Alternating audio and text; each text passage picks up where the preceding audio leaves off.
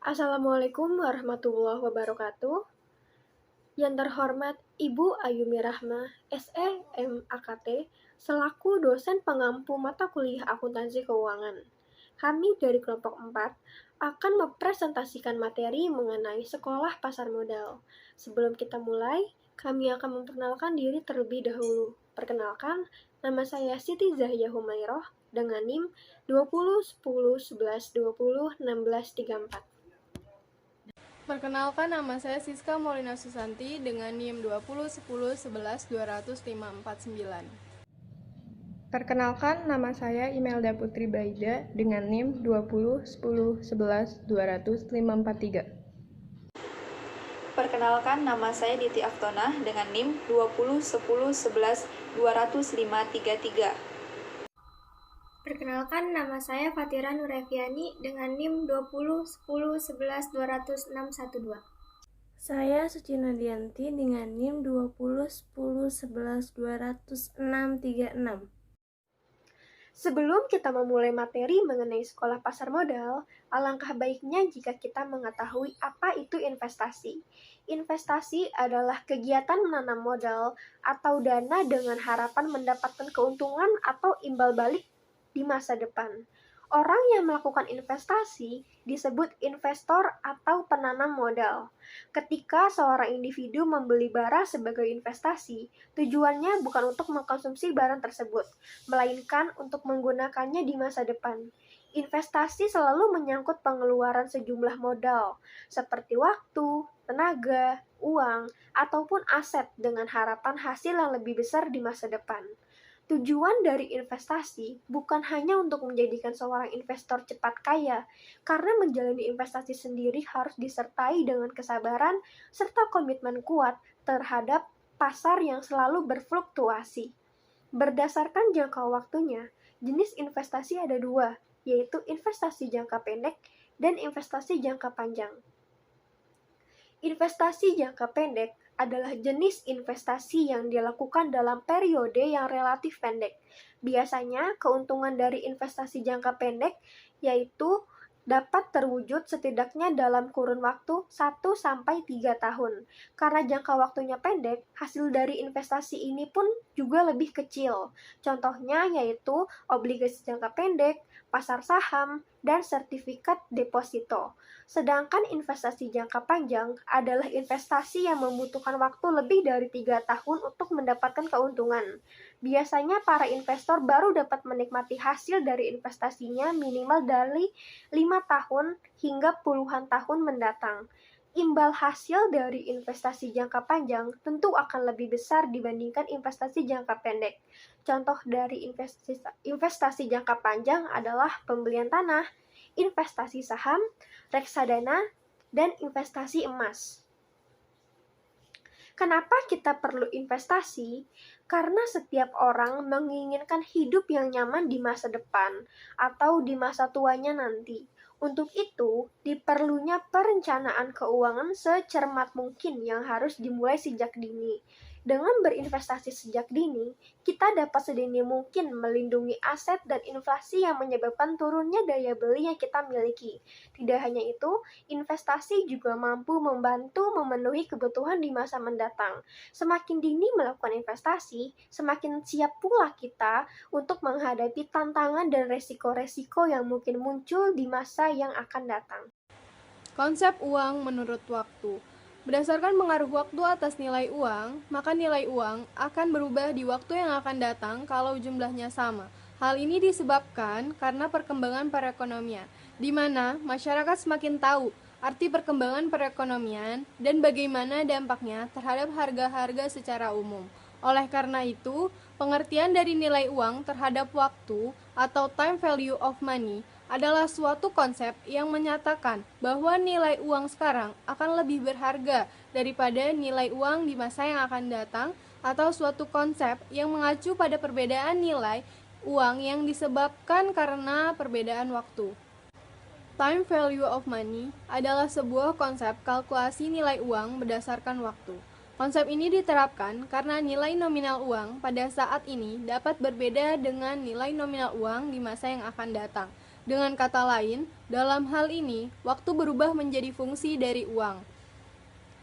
Salah satu penyebab dari pengurangan nilai uang di masa yang mendatang ialah inflasi atau kenaikan biaya. Pada umumnya, konsep ini diterapkan dalam pengelolaan keuangan perusahaan.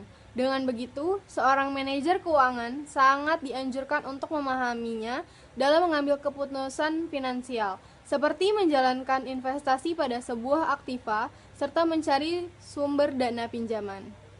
Inflasi adalah suatu keadaan di mana terdapat kenaikan harga umum secara terus-menerus, bukan kenaikan harga satu atau dua macam barang saja, melainkan kenaikan harga dari sebagian besar barang dan jasa secara terus-menerus. Untuk mengetahui tinggi rendahnya kenaikan harga atau laju inflasi, seringkali digunakan indeks harga konsumen atau IHK atau dikenal juga dengan Consumer Price Index atau CPI. Ada beberapa faktor penyebab inflasi, yaitu yang pertama adalah pencetakan uang baru oleh pemerintah. Yang kedua adalah permintaan melebihi penawaran. Yang ketiga adalah meningkatnya biaya produksi barang. Yang keempat adalah sikap konsumen terhadap informasi kenaikan harga. Yang kelima adalah keterlambatan proses produksi. Yang keenam adalah berkurangnya jumlah barang di pasaran. Inflasi dapat dibedakan berdasarkan laju pertumbuhan IHK. Menurut Budiono, inflasi dapat dibedakan berdasarkan parah atau tidaknya inflasi tersebut. Laju inflasi tersebut dapat digolongkan menjadi 4 jenis, yaitu yang pertama adalah inflasi ringan, yaitu inflasi dengan laju kurang dari 10% per tahun. Yang kedua adalah inflasi sedang, yaitu inflasi dengan laju antara 10% sampai 30% per tahun. Yang ketiga adalah inflasi berat, yaitu inflasi yang mencapai laju 30% sampai 100% per tahun. Yang keempat adalah hiperinflasi, yaitu kondisi terparah di mana laju inflasi berada di atas 100% per tahun. Jenis inflasi juga dapat dilihat dari penyebabnya, yaitu ada inflasi yang disebut dengan inflasi permintaan atau demand pull inflation dan inflasi penawaran atau cost push inflation. Yang pertama adalah inflasi permintaan atau demand pull inflation, yaitu terjadi kelebihan permintaan atas barang dan jasa dibandingkan dengan persediaan barang dan jasa tersebut di pasar. Yang kedua adalah inflasi penawaran atau cost push inflation, yaitu terjadi kenaikan biaya produksi yang mendorong kenaikan harga barang dan jasa. Inflasi berdasarkan asalnya, yaitu terdiri yang pertama adalah inflasi dalam negeri atau domestic inflation, yaitu inflasi yang disebabkan faktor-faktor penyebab dari dalam negeri, antara lain penciptaan uang baru dan kebijakan anggaran defisit. Yang kedua adalah inflasi dari luar negeri, yaitu inflasi yang disebabkan oleh faktor-faktor dari luar negeri atau perdagangan luar negeri, antara lain mengimpor barang dari negara yang mengalami inflasi. Dampak inflasi. Apabila inflasi ringan, biasanya mempunyai pengaruh positif dalam mendorong perekonomian untuk berkembang lebih baik, yaitu meningkatkan pendapatan nasional dan membuat orang menjadi bergairah bekerja karena ada insentif untuk bekerja, menabung, maupun mengadakan investasi. Masa inflasi yang parah, yaitu pada saat terjadi hyperinflasi, keadaan perekonomian menjadi tidak termotivasi dalam bekerja, menabung, maupun mengadakan investasi dan melakukan produksi. Cara mengatasi inflasi, yang pertama dengan kebijakan moneter. Kebijakan moneter dengan menaikkan suku bunga atau diskonto atau diskon polisi, menjual surat berharga atau open market policy, membatasi dan memperketat syarat-syarat pemberian kredit atau pinjaman atau plafon kredit polisi, menaikkan cadangan kas atau cash ratio polisi, sunering atau pemotongan uang, membatasi percetakan uang baru dan memusnahkan uang lama. Yang kedua dengan kebijakan fiskal. Kebijakan fiskal dengan cara mengurangi atau menghemat pengeluaran negara, memaksimalkan pendapatan negara seperti menaikkan tarif pajak dan mengurangi ketergantungan terhadap utang luar negeri. Lalu, jika ingin berinvestasi, investasinya kemana? Investasi dapat dilakukan ke sektor keuangan dan sektor non-keuangan. Investasi sektor non-keuangan adalah jenis investasi yang asetnya real atau nyata, yang artinya aset investasinya terlihat dan bisa dipegang secara langsung. Misalnya seperti logam mulia, properti, dan juga tanah. Sedangkan investasi sektor keuangan atau aset finansial adalah jenis investasi yang hanya bisa terlihat pada sebuah cek, kontrak, atau dokumen lainnya, misalnya seperti saham, obligasi, dan reksadana. Pasar modal, apa yang dimaksud dengan pasar modal? Pasar modal adalah tempat bertemunya permintaan dan penawaran surat-surat berharga atau pasar yang memperjualbelikan surat-surat berharga jangka panjang sebagai bukti kepemilikan perusahaan seperti saham dan obligasi. Undang-Undang Pasar Modal Nomor 8 Tahun 1995 menyebutkan bahwa pasar modal adalah kegiatan yang bersangkutan dengan penawaran umum dan perdagangan efek. Perusahaan publik yang berkaitan dengan efek yang diterbitkannya, serta lembaga dan profesi yang berkaitan dengan efek. Adapun pengertian dari efek. Efek adalah surat berharga jangka panjang. Fungsi pasar modal. Pasar modal memiliki peran penting dalam perekonomian suatu negara karena pasar modal mempunyai dua fungsi, yaitu fungsi ekonomi dan fungsi keuangan. Fungsi ekonomi adalah pasar modal yang menyediakan fasilitas atau wahana yang mempertemukan dua kepentingan, yaitu pihak investor atau pemberi pinjaman dan pihak yang memerlukan dana atau pinjaman. Pasar modal menyediakan fasilitas untuk memindahkan dana dari investor ke pihak yang memerlukan dana. Dengan menginvestasikan dananya, investor mengharapkan adanya imbalan dari penyerahan dana tersebut. Sedangkan bagi pihak yang memerlukan dana atau pinjaman, adanya dana dari luar dapat digunakan untuk pengembangan usahanya, tanpa menunggu dana dari hasil operasi perusahaannya. Kedua adalah fungsi keuangan. Fungsi keuangan adalah pasar modal yang memberikan kemungkinan dan kesempatan memperoleh imbalan bagi pemilik dana sesuai dengan karakteristik investasi yang dipilih. Jadi, diharapkan dengan adanya pasar modal, aktivitas perekonomian menjadi lebih meningkat, karena pasar modal merupakan alternatif pendanaan bagi perusahaan-perusahaan untuk dapat meningkatkan pendapatan perusahaan yang pada akhirnya memberikan kemakmuran bagi masyarakat yang lebih luas.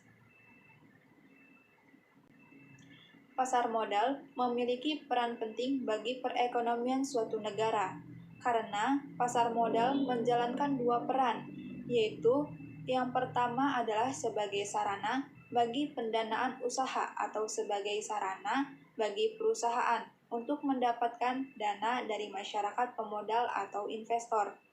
Dana yang diperoleh dari pasar modal dapat digunakan untuk pengembangan usaha, ekspansi, dan penambahan modal kerja. Peranan yang kedua adalah pasar modal menjadi saran bagi masyarakat untuk berinvestasi pada instrumen keuangan seperti saham, obligasi, dan reksadana. Dengan demikian, masyarakat dapat menempatkan dana yang dimilikinya sesuai dengan karakteristik keuntungan dan risiko masing-masing instrumen. Manfaat dari pasar modal. Yang pertama adalah sumber pembiayaan, yang kedua adalah wahana investasi, yang ketiga adalah penyebaran kepemilikan perusahaan, yang keempat keterbukaan dan profesionalisme, dan yang kelima adalah lapangan kerja. Produk pasar modal.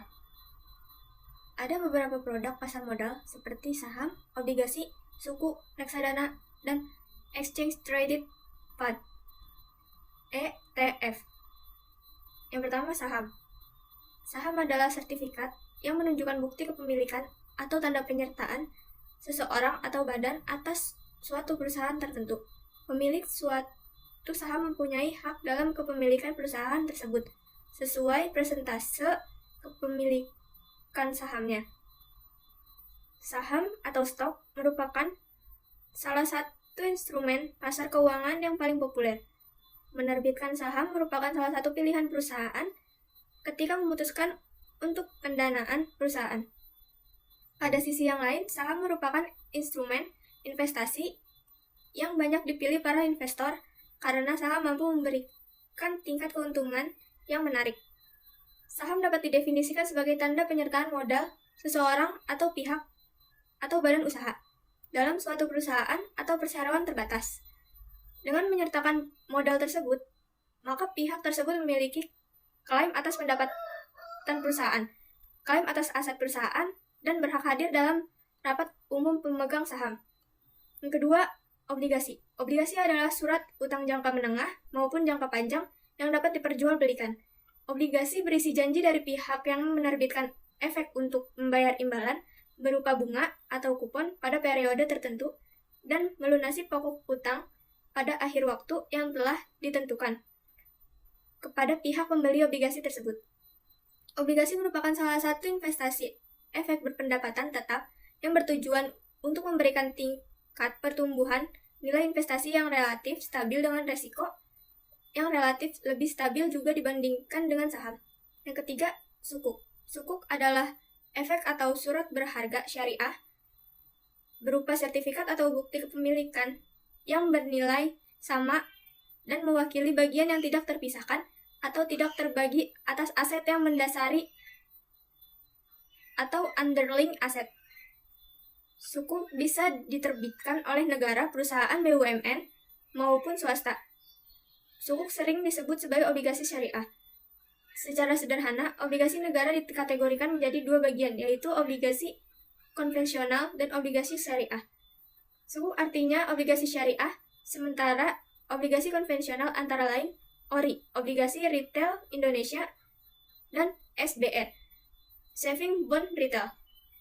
Yang ketiga, reksadana. Reksadana merupakan salah satu alternatif investasi bagi masyarakat, pemodal, khususnya pemodal kecil dan pemodal yang tidak memiliki banyak waktu dan keahlian untuk menghitung resiko atas investasi mereka.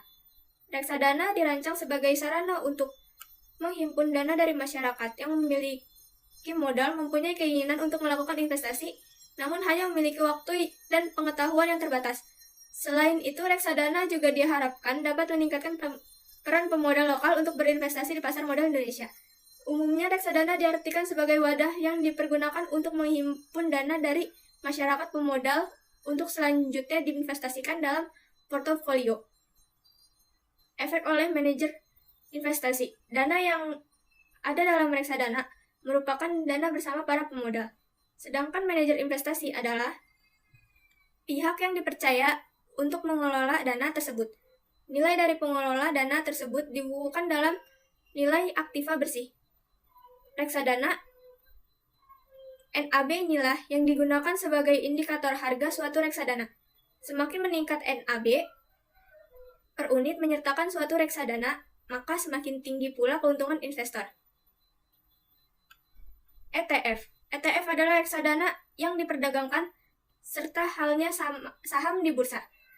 ETF adalah reksadana berbentuk kontrak investasi kolektif atau kumpulan kontrak instrumen investasi untuk diperjualbelikan secara luas di bursa efek. Jika umumnya pembelian reksadana dilakukan di bank atau perusahaan sekuritas, reksadana ETF dapat Anda beli secara leluasa di bursa saham, tentunya dengan harga yang mengikuti kekuatan supply demand para investor. Saham.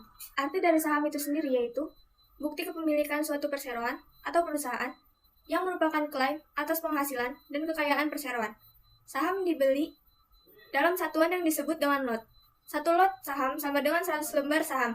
Artinya ketika membeli satu lot saham, maka dapat memiliki 100 lembar saham. Terdapat dua keuntungan yang bisa didapatkan oleh para investor saat berinvestasi dalam saham, yaitu capital gain dan dividen.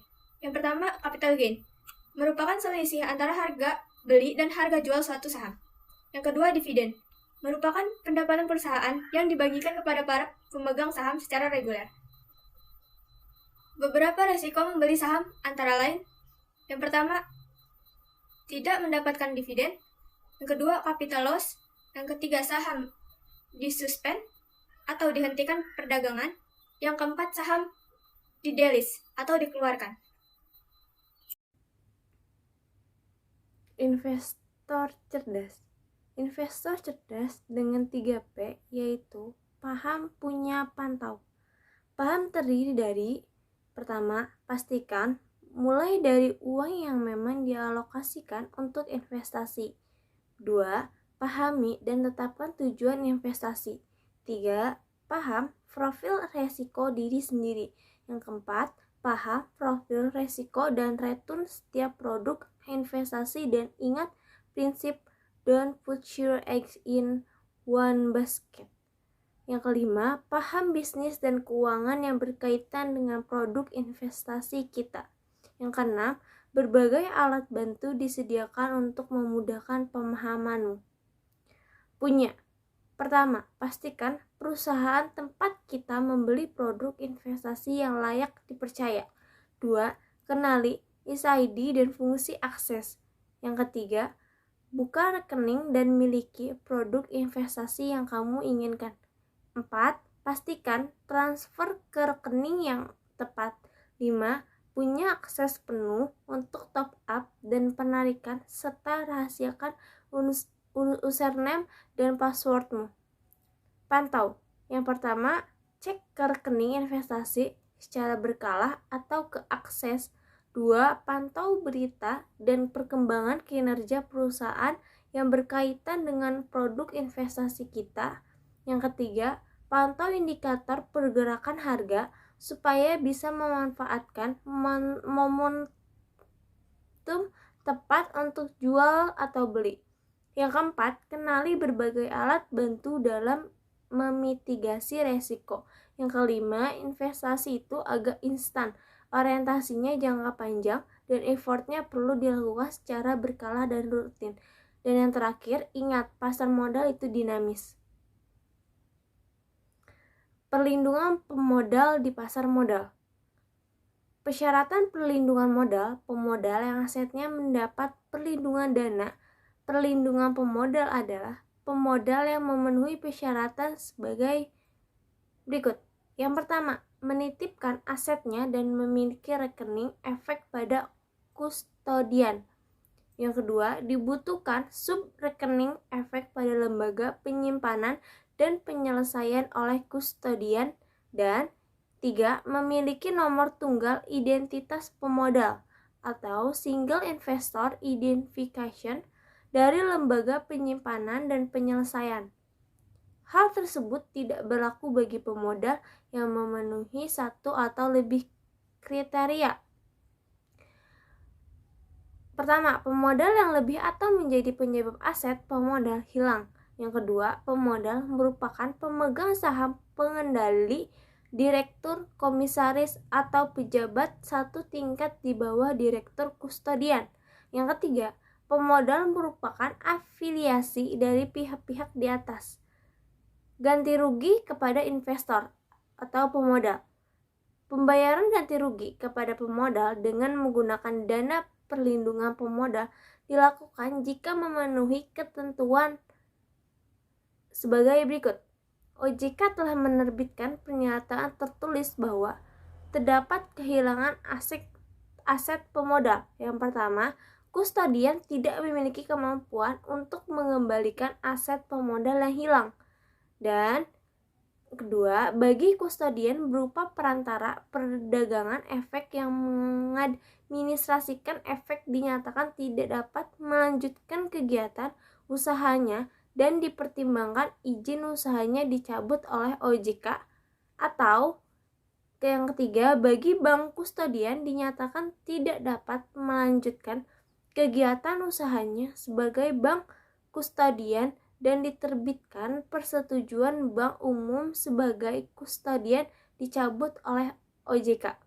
Yang keempat, pemodal telah mengajukan permohonan ganti rugi kepada penyelenggara dana perlindungan pemodal sesuai dengan peraturan OJK nomor 6A5 tentang penyelenggara dana perlindungan pemodal. Selanjutnya, ada waspada penipuan dalam investasi. Yang pertama, waspada dengan penawaran investasi dengan janji-janji palsu. Misalnya, pasti untung tinggi dalam jangka pendek. Yang kedua, waspada penawaran investasi yang memaksa atau dengan bujuk rayu. Biasanya, dengan mengaburkan produk investasinya. Yang ketiga, waspada modus investasi dengan replikasi. Misalnya, investasi dengan berkedok MLM dan penguncian dana, misalnya uang tidak boleh diambil dalam jangka waktu tertentu. Yang keempat, waspada penawar investasi dari perusahaan yang tidak jelas. Cek izin ke Otoritas Jasa Keuangan atau OJK, karena hanya OJK yang berhak mengeluarkan izin perusahaan investasi di Indonesia.